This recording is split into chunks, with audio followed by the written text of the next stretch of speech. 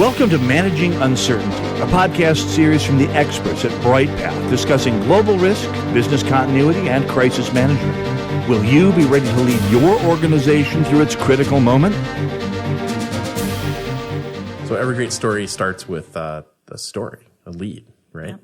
So I'm from a small town in Indiana called Covington, hold 2,400 people. Mm-hmm. And in 1979, we went through a tornado. I was 5. My brother was maybe 18 months old.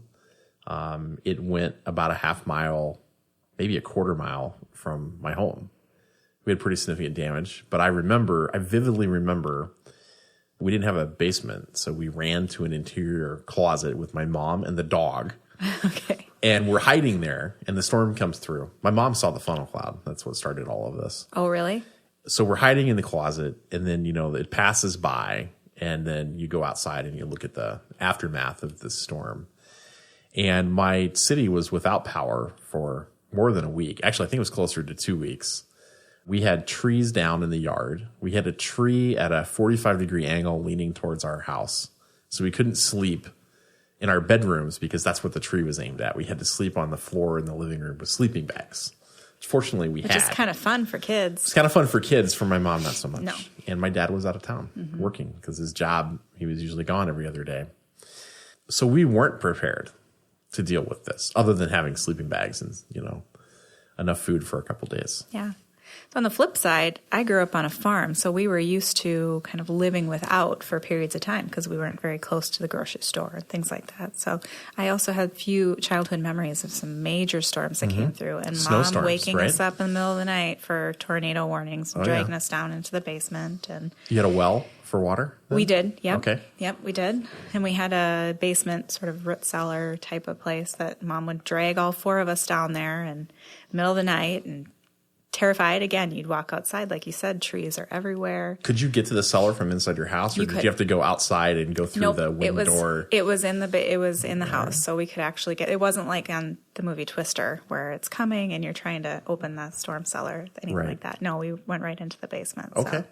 Yep, and definitely snowstorms too. Like everyone remembers the '91 snowstorms, so where we were snowed in for days. I think people we take this for granted in the United States a lot. I think we just don't prepare personally the way that maybe you grew up on the farm, and these are things that you just lived because you had to. You weren't in the city. Yeah, you were that was the way you did things, right? I think about, the first major crisis that I worked that was a crisis was Hurricane Katrina back in 2005, and granted, the government perhaps did not do all of the things that they should have done, but at the same time, people were completely ill-equipped to deal with the fact that there was no response coming initially. Right, on that personal level. On that personal level. How do I take care of myself and my neighbors? Right. So today we talk, as a result of that, the federal government anyway launched the READY campaign, which you can find those resources at ready.gov. But we think this is an interesting topic because as we're helping businesses and clients improve their resiliency, improve their preparedness, we often turn the conversation back to this is going to start with your team. And as a company, as a business, reinforcing what you want the team to do personally, because if they can't take care of themselves and they can't take care of their families, or they're worried about their family, they're not coming to work. Right. It always starts with people first, right? Right. Taking care of people first and taking care of yourself more than that first. Right. So the Ready campaign teaches us 3 things. Have a kit. Have a 72-hour kit, because we think that 3 days is really the boundary by which you'll start to get help from federal, state, local government. To have a plan, to build a basic plan for your family, and then to practice that plan. And as a result of that plan, go back and take a look at your kit. That's right. So maybe we break it down a little bit, those 3 different categories, and talk just a little bit about each of those. Let's go into that. So FEMA talks about having a 72-hour emergency kit and what needs to go in that kit.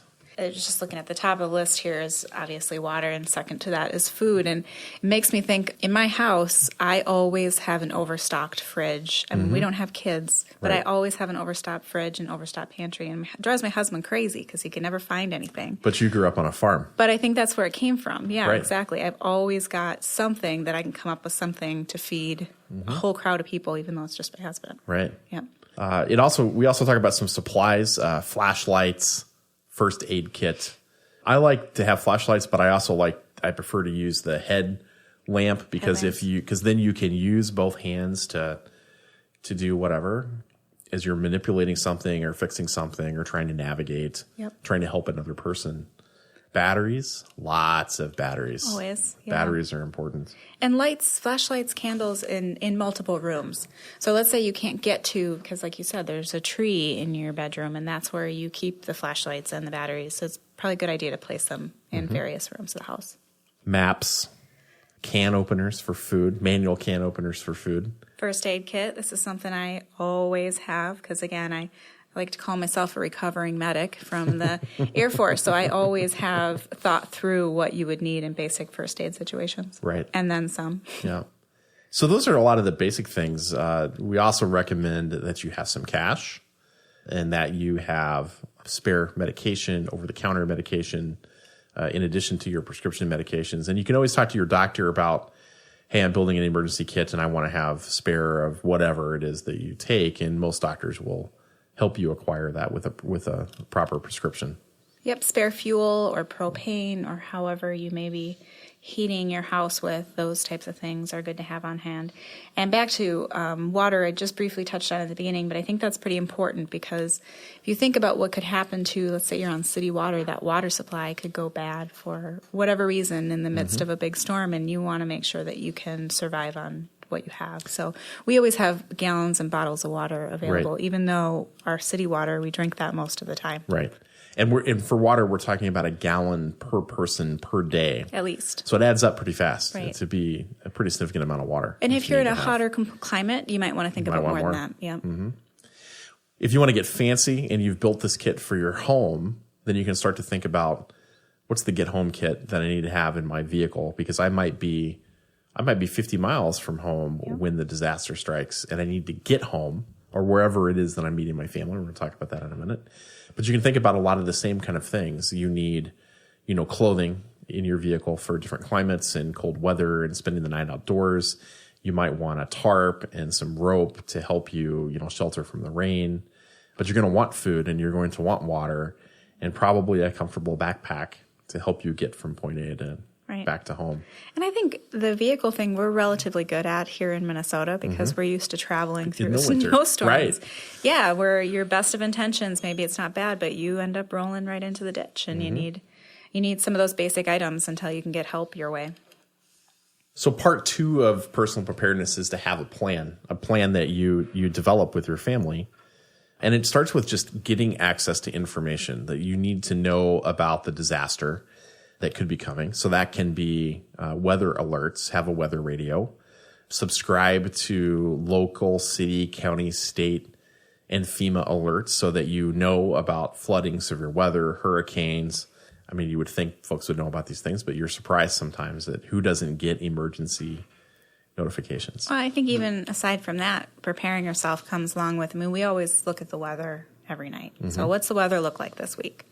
It's not just because we're pilots, even though that's what everyone thinks, but we're always looking at what the weather's doing and in our future for that week. The next part of your plan is, where do you meet if you can't meet at home? What's the backup location, and probably what's the backup to the backup location? But if your home was in the impact area, where would you want to meet your family? And if you consider that cell phones and text messaging and email and the internet that we all depend upon 24/7 may not be working, you need to have this planned out in advance. Where are you going to meet with your family to make sure that you can all gather together in the same place? It's also probably a good idea to let somebody know that maybe doesn't live right next to you what your plan is. Like I said, for my husband and I, it's one thing just to let each other know, but our family may not know where we're at and how we're doing if we're in that area. The third part of personal preparedness is to practice this plan So it's kind of like your own personal crisis drill. Exercise. We Exercise. We are now evacuating the house. Yes. Now what? Now where are you going to meet? Where do we go? We're going to our primary spot. We all learned this when we were kids and we went through, fire drills in our house and having that designated location. Here's the rally point. Exactly. So you should at least once a year practice the plan with your household, including checking your backup meeting locations and your emergency route home to make sure those are still valid. You might have road construction, or maybe the road has changed and you need to meet somewhere else, or things are different. And then you've got to go back and look at your kit and see, hey, I need fresh batteries. I need to replace some of my first aid supplies because I've used them or they've expired. Yep, I should refresh my water. Yeah, yeah, exactly. Think of it like you would be checking this in a business organization where you maybe have first aid kits and somebody's responsible for checking those.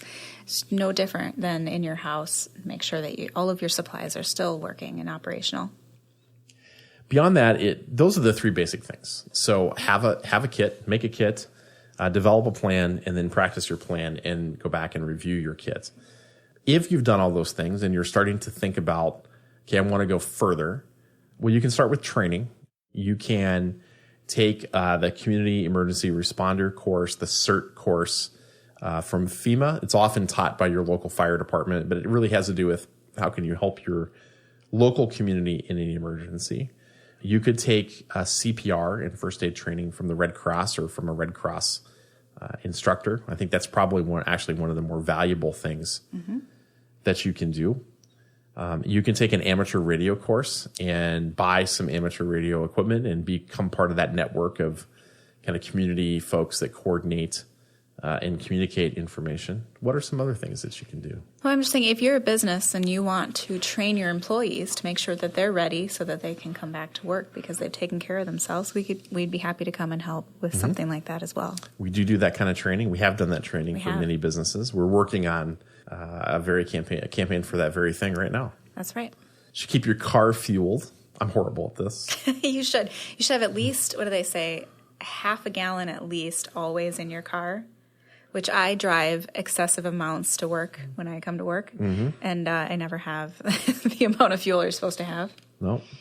It's good to also to just look at what are the emergencies that have happened in your area and what's been learned from those. I mean, if you're in a flood zone, you're in a floodplain, you're going to know it because you're going to have flood insurance on your residence, but you should know what that looks like, and you should have an idea of what the city, county, state are going to do in those situations so that you can plan your response. Right, if anything. Appropriately. If you're in a very rural area like I was growing up in, you know that you're going to be on your own for at least a couple of days after something like that. So you should assume you're going to be on your own for 3 days. Yep, at least. That's the minimum amount of time before help should be available. Exactly. And I think also having that plan with your neighbors, potentially in that area, because you can help each other out with that type of thing, is a good idea. I know we did that growing up as well. So the beginning of this year, I think my wife and I started talking more about personal preparedness, and you would think, both of us being crisis management folks, that we would be better at this, and we're not. But we've done a lot over the last 6 months, I think, to be a little more in line with where we need to be for this. It helps having an office where we can store some things. Yeah. Now, I mean, we would probably come here if something happened as a starting point. This is not far from our home. Mm-hmm. Yeah, this would be a good option, minus the windows. Yeah. But it's a good rally point that you or your neighbors or your friends could potentially use to get accountability. Right. So for more information, you can go to ready.gov, to the Ready Campaign website. There are plan templates and kit instructions and other things there that are useful to you for resources. We also have a blog post on our blog, 4 steps that you can take today to improve your personal preparedness. And we'll put that in the show notes so that you can take a look. And there also is a list of kit contents and other steps that you can take. But again, make a kit, have a plan, practice your plan, and get some training if you want to go further than that. So we're going to tie this into our next episode, which will be about business preparedness. And we're going to talk a little bit about what happens after a storm and what that means and how this idea of personal preparedness connects into recovering your business when something happens. Yep. We'll see you on the next episode. See you then. Thanks for listening to this episode of Managing Uncertainty, produced by the experts at Bryghtpath. To receive notifications of new episodes, join our newsletter at bryghtpath.com or subscribe through your favorite podcast player, such as iTunes or Google Play. Learn more about the services and trusted advice from Bryghtpath by visiting bryghtpath.com. That's BRYGHTPATH.com.